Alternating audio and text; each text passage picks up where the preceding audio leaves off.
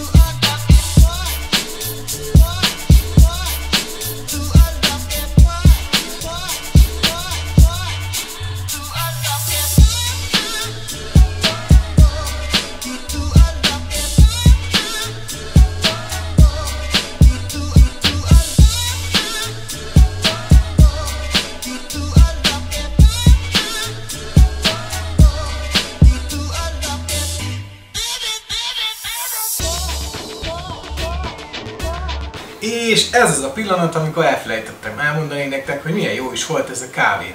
Szóval ez egy tojásos kávé, Egg Coffee néven fogjátok megtalálni a városban. Tojássárgája, valami ilyen condensed milk nevű, valami, ami valószínűleg ilyen folyékony sűrített tej, jó cukros, tehát azt már nem kell beletenni, és ezt összeturmixolják, habosítják és ráöntik a kávédra.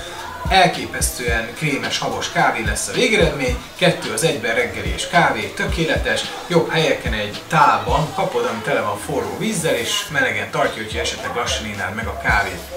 A helyet amúgy egy Geri nevű fickó ajánlotta nekünk, aki Ausztráliában lakik, és ugyanabban a hotelben szállt meg, mint mi, és a reggelinél elkezdtünk beszélgetni, mondta, ígyünk meg együtt egy kávét, legjobb kávém volt egész Vietnámban.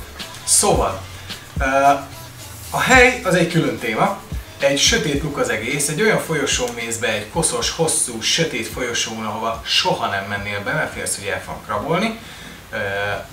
És beérsz, és nagyon kedves emberek dolgoznak ott, fölküldtek minket az első emeletre, ami szintén egy elképesztően sötét hely volt, annak ellenére is, hogy vannak tetőablakok, amin annyi kosz van, hogy oda már fény nem jön be, de ezt nyilván láttátok a videón, de a felszolgálás zseniális, van tök jó wifi, és a kávé mindent visz.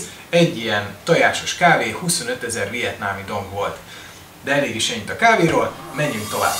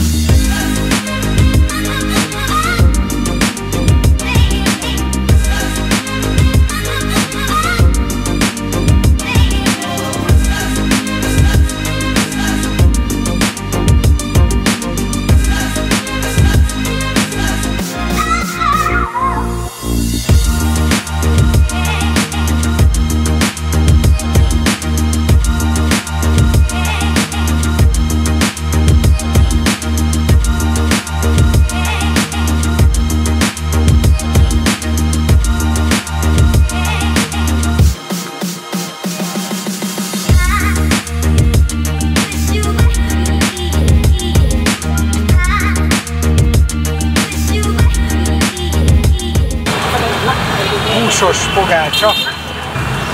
Milyen? Finom nagyon.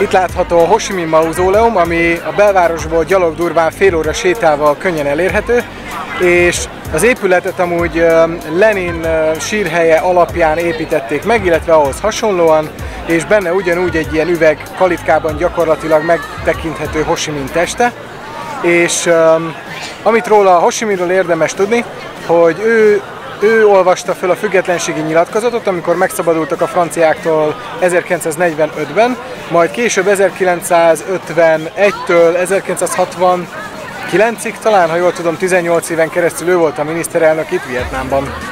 Nem mellesleg ő addig volt miniszterelnök, amíg meg nem halt. Egy kis érdekesség az épülettel kapcsolatban, bent nagyon csöndben kell maradni, nem rakhatod zsebre a kezed, kettesével kell járni a folyosókon, és nem rakhatod keresztbe a Ezt mi sajnos nem fogjuk tudni leellenőrizni, mert hétfőn az összes múzeum zárva van, mi ezt nem tudtuk, és nekünk sajnos ez az utolsó napunk itt. De amúgy sem lehet filmezni benne. Ja, és amúgy se lehet fotót és videókat csinálni, úgyhogy nincs is jelentősége.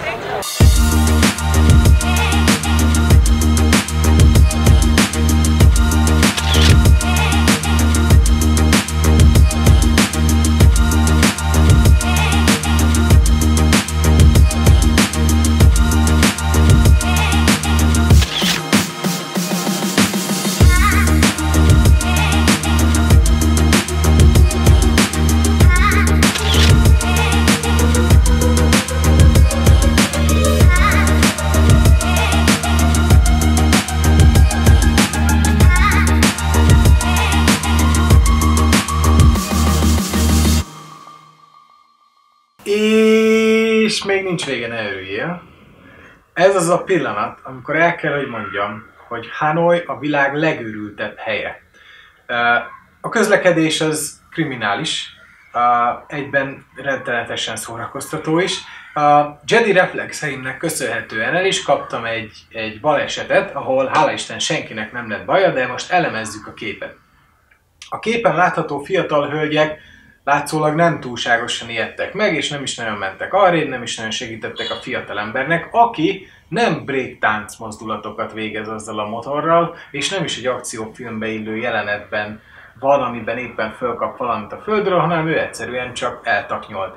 Az idős hölgy pedig nem kiabál, és nem segítségért rimánkodik, hanem egyszerűen csak énekel, és közben tologatja a kis kocsiját az utcán, amit teljesen normális. És ha azt hiszed, hogy ez a legfurcsább dolog, ami történt velünk, akkor szerintem nézd végig ezt a videót.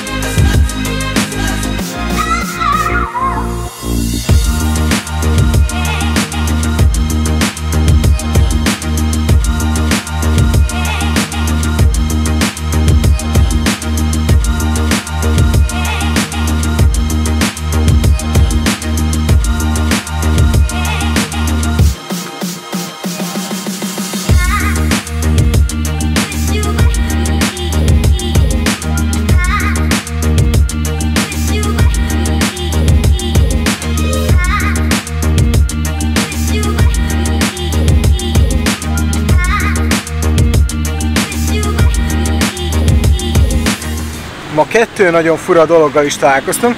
Az első az, hogy két embert is láttunk pénzt égetni az utcán. Először gondolkoztunk is, hogy ez vajon igazi lehet, de hát nyilván nem fognak amerikai dollárt égetni csak úgy az utcán.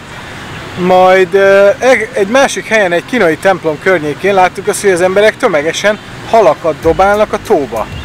Amit szintén nem teljesen értettünk, majd körülbelül 100 méterrel később láttuk azt, hogy lehet halakat venni, illetve égetésre való pénzt az utcán. Sajnos senki nem beszélt angolul, úgyhogy erre magyarázatunk jelen pillanatban még nincs. Ha esetleg te valamit tudsz, akkor írd meg a videó alatt kommentbe.